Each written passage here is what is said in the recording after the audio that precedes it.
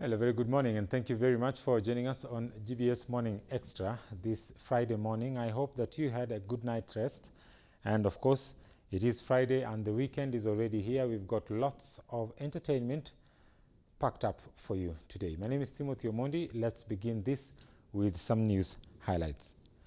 President Uhuru Kenyatta and his Ugandan counterpart Yoweri Museveni on Thursday witnessed the historic signing of a peace deal towards the joint development of the marginalized Turkana-Pokot-Karamojong region along the border of the two countries.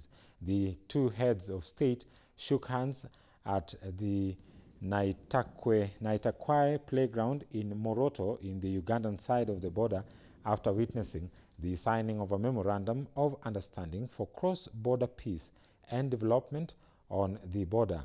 Devolution Cabinet Secretary Eugene Wamalwa and Ugandan Minister for Karamoja Affairs John Byabagambi signed the agreement in front of the two leaders and hundreds of top government officials from both countries.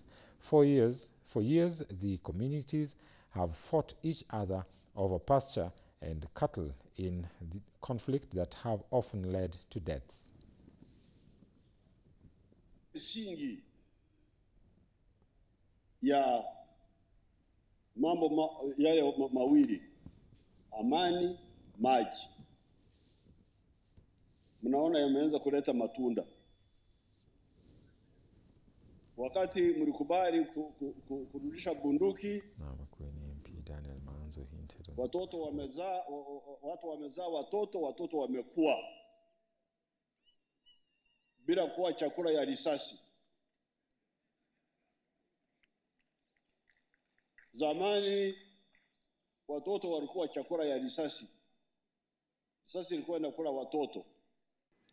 Tunataka tuhakikishe ya kwamba tumeondoa hii mipaka ambaye sio yetu, na ndio wananchi wetu waweze kutembea na mifugo yao kutoka kona moja, watoke kule West Pokot chini wakuje mpaka hapa.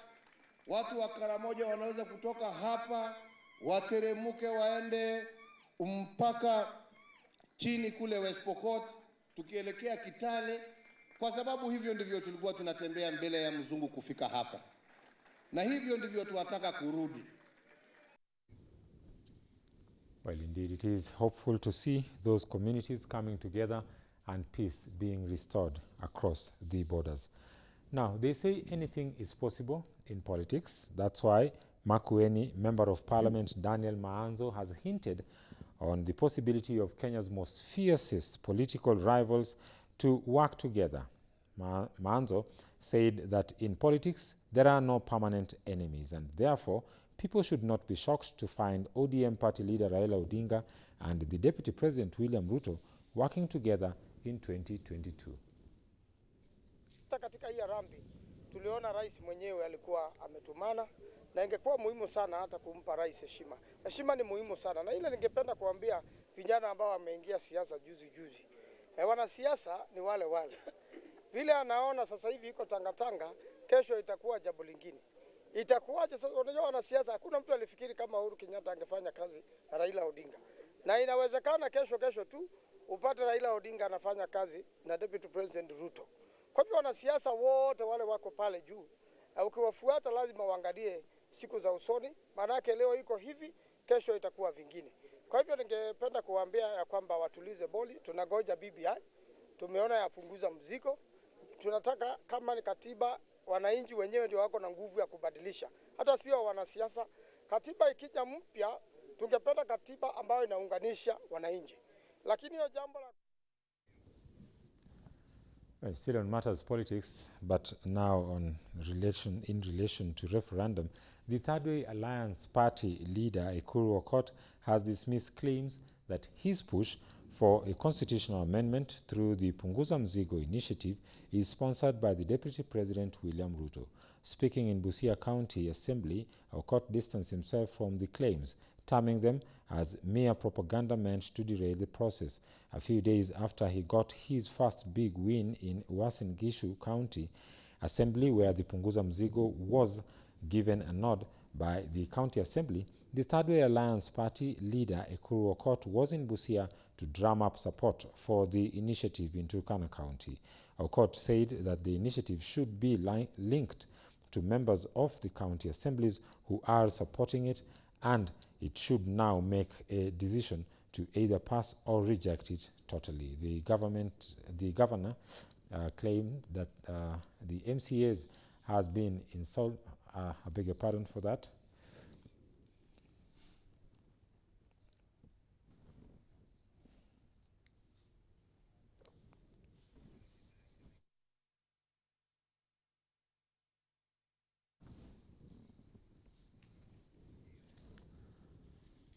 On to Kirinyaga now.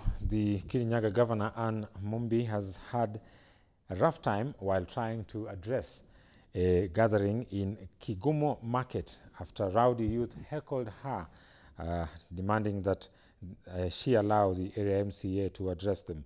For a short while, she could not allow that to happen, but it turned out that the hecklers overpowered the governor and she finally caved in to their demands.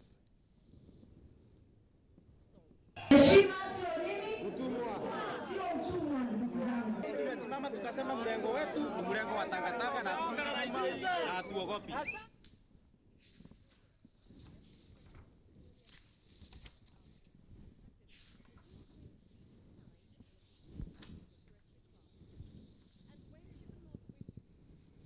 Now to the corridors of justice, where Sarah Wairimu Cohen, wife to the missing Dutch national Tob Cohen, is set to face murder charges following the mysterious disappearance of her husband.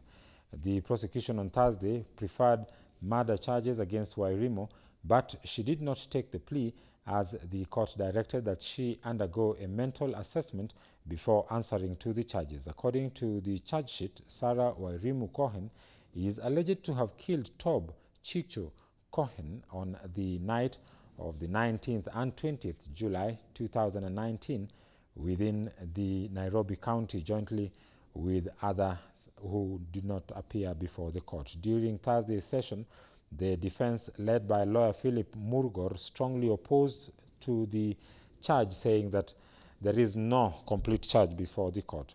He and Wairimu were Cohen and Wairimu were reportedly embroiled in a bitter divorce case which saw him file assault charges against her just a week before he went missing. And that would be sufficient for everyone, because she can't take plea today. We need her assessed. We don't know whether the results will come. She's not mentally fit for her to be remanded wherever, or for her to go for treatment. If she's mentally fit, Your Lordship, by then we will have given the court and the defense what we have. Even I can guarantee to the court it's not all, because investigations are ongoing. I've seen the exchange between her and the investigating officer. The investigating officer says, next Friday, not tomorrow.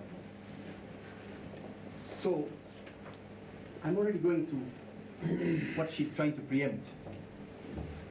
Of course we'll be applying for bail. To know that this court is on a temporary duty to give directions on urgent matters, as the judge who was supposed to be on duty is aware. The court therefore does not wish to deal with the issue of board or bail. Thus, I will defer the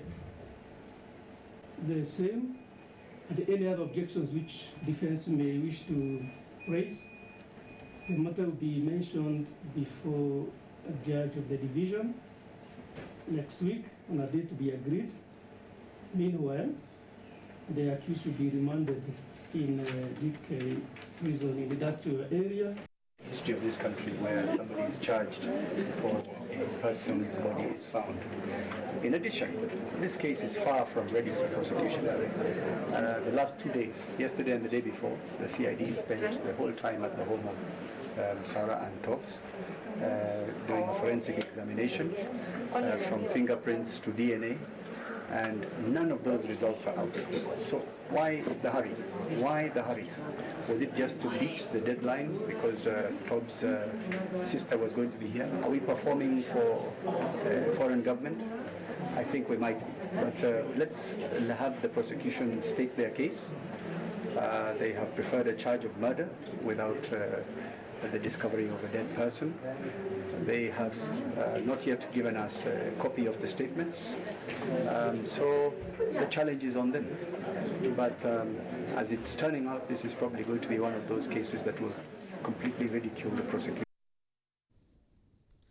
Now, from the corridors of justice, KRA representatives at the Lunga Lunga one-stop border post have interrupted a delivery of 201 pieces of dry butterflies and 20 pieces of fall feather imported from Tanzania. The restricted delivery was seized from a passenger who was suspected to have been illegally planning to distribute the shipment to the United Kingdom. The suspect was interrupted while traveling by bus from Tanga to Mombasa. He had a temporary Tanzanian passport and did not have a required permit from the Kenya Wildlife Service and other relevant authorizing organizations as required by law. KRA tax officers captured the delivery during a routine. The officials noted that the cargo, encouraging them to make a confirmation of contents of the cargo, and later discovered the restricted items. He was also found to be in custody of a stamp with initials of the Director of Veterinary Services, Dar es Salaam. The suspect has been given to the Kenya Wildlife Service by KRA for further questioning and act.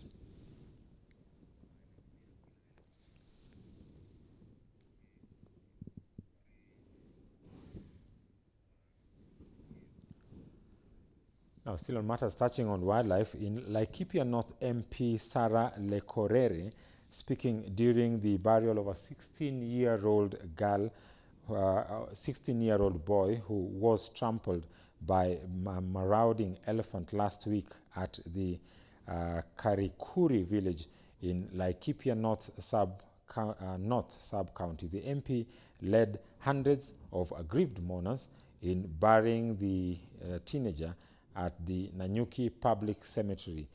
The Class 7 pupil of Kariruki Primary School, Leshado Kinyanyi, was attacked by the jumbo on September 3rd this year while grazing livestock at around 9 a.m.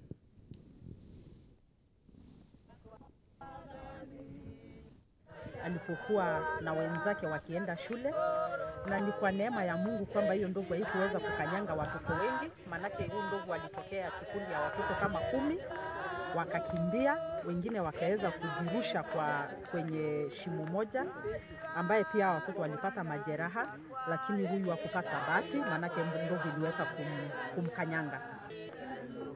Katika eneo bunge la Laikipia Kaskazini, sisi tumekuwa watu wa kutawalwa na mambo yote ambaye haitamaniki. Kwa sababu ukienda kwa upande wa wakulima, hakuna watu wanavuna walichopanda Laikipia North. Wakipanda, ndovu wanavuna.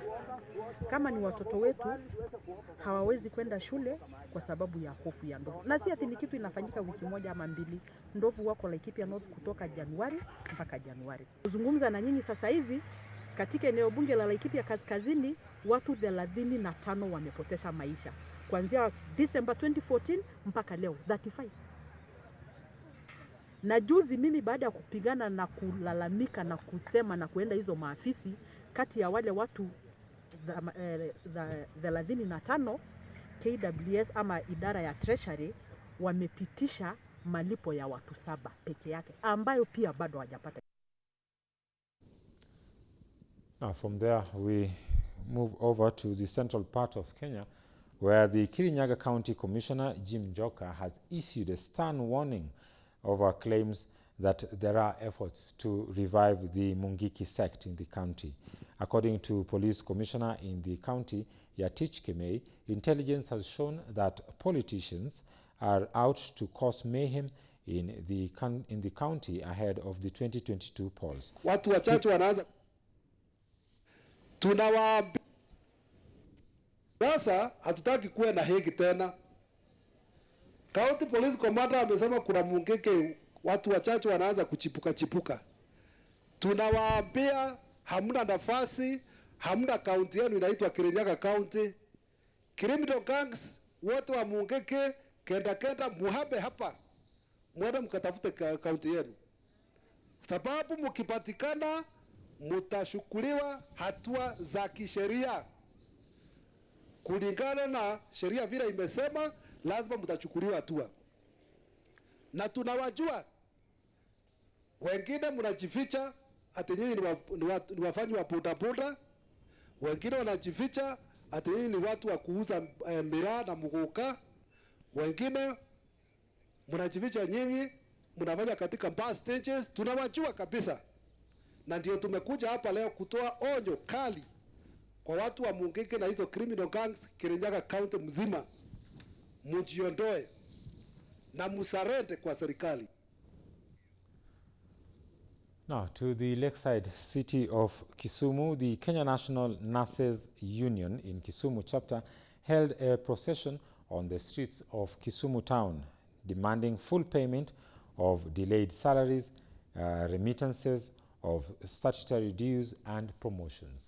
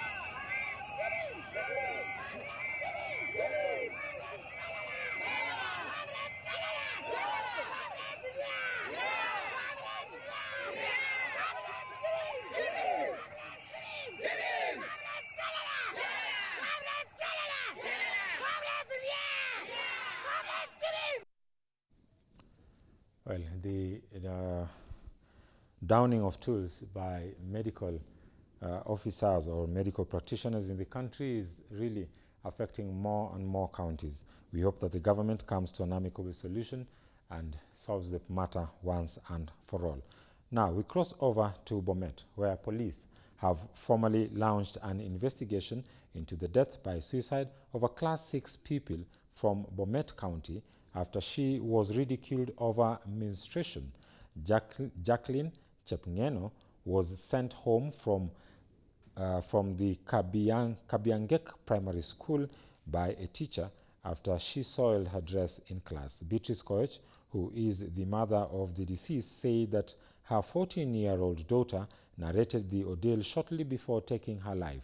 The teacher termed her dirty, then embarrassed her and humiliated her before the entire class. The matter was discussed at length during a County Education Board meeting chaired by Dr. Elias Kirui and attended by the Kenya National Union of Teachers officials in the region.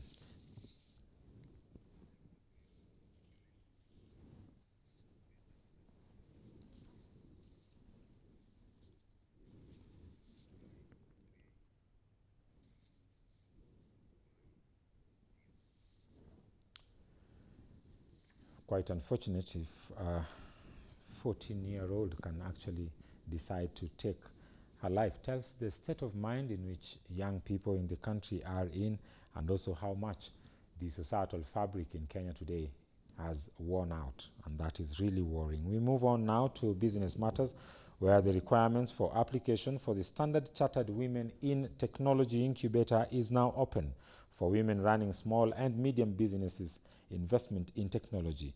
The Technology Incubator program was launched in 2017, and a separation of Strathmore University has seen the bank support over 15 women-owned small organizations and providing seed finance. The Standard Chartered Bank CEO, Kariuki Ngari, said implementation will be open online, from which was open actually from the 11th of September 2019 and runs till the 31st of November this year. The bank has set aside 20 million Kenya shillings for capacity building for women-owned small enterprises influence on technology. The Standard Chartered Women in Technology Incubator is Africa's leading women for more chances for women to develop businesses and manage quality. The program combines world-class startup support with local and global knowledge to offer the most aggressive and appealing startup incubation programs in Africa, aiming on knowledge, mentorship, and developing Africa's association, taking on the country's most applicable opportunities and challenges. After succeeding in a similar enterprise in the US and Kenya, the bank has now spread out the program to in the United Arab Emirates, Pakistan, and Nigeria, with an intention to enlarge more countries in Africa and the Middle East.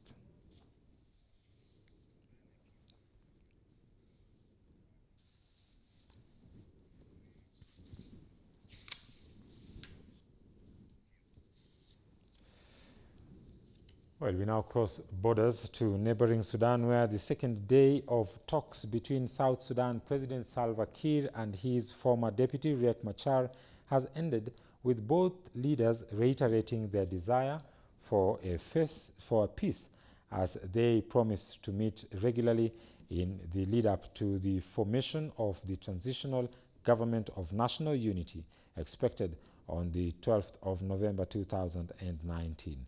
A much-anticipated arrival of South Sudan's opposition leader Riek Machar, a photo op, and an invocation of spiritual intervention, complete with song and prayer. After a brief photo session with clergy, the two leaders and their representatives went into a closed-door meeting, emerging hours later to briefly speak to the eagerly waiting members of the media. For the opposition leader, there was a certain significance to being back home. Riek Machar went on to add that there shall be frequent meetings, particularly after a summit organized by IGAD, that's the Regional Intergovernmental Bloc.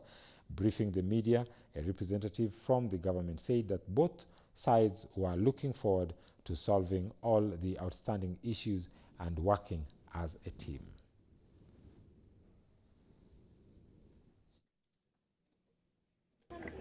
Juba is home, and I have come back to Juba. Even if I go away for some time, the next coming, maybe IGAD will determine the status to be free to come and discuss more with you here. But our discussion here, we have made important progress. First of all, we touched on issues of constitutional amendment, the draft that is going to be presented to Parliament. And we also discussed about the few security laws.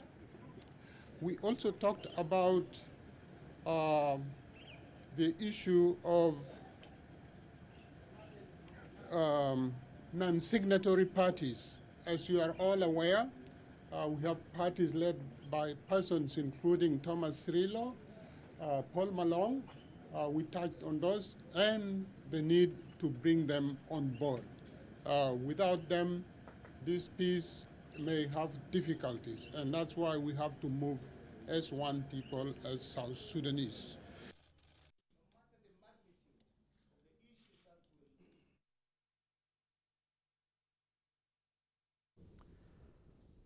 Well, still across the borders, we go down south to Zimbabwe, where Mugabe's, the late former Zimbabwean President Robert Mugabe's family met with President Emerson Mnangagwa on Thursday afternoon to discuss funeral arrangements. The family of Robert Mugabe said the former Zimbabwean president would not be buried on Sunday, and as a family, they want a private funeral. Mugabe's family met with President Mnangagwa to discuss funeral arrangements.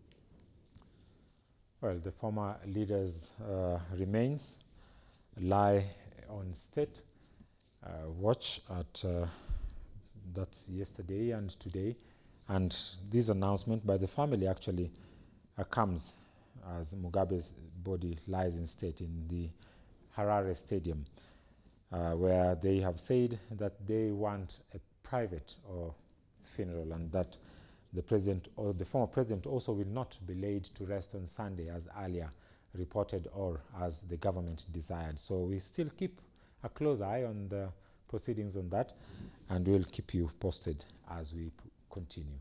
Well, don't forget to keep us don't forget to keep the conversation going also on GBS TV. That's through our Twitter handle, that's at GBS Kenya, and also you can keep the conversation going still on hashtag GBS Morning Extra. Our SMS line is 21144. My name is Timothy Omondi. I do give you my goodbyes for now, but don't touch that dial. Today being a Friday, we've got lots of entertainment lined up for you, and I believe that you'll enjoy. Do have yourself a lovely weekend. It's bye-bye from me.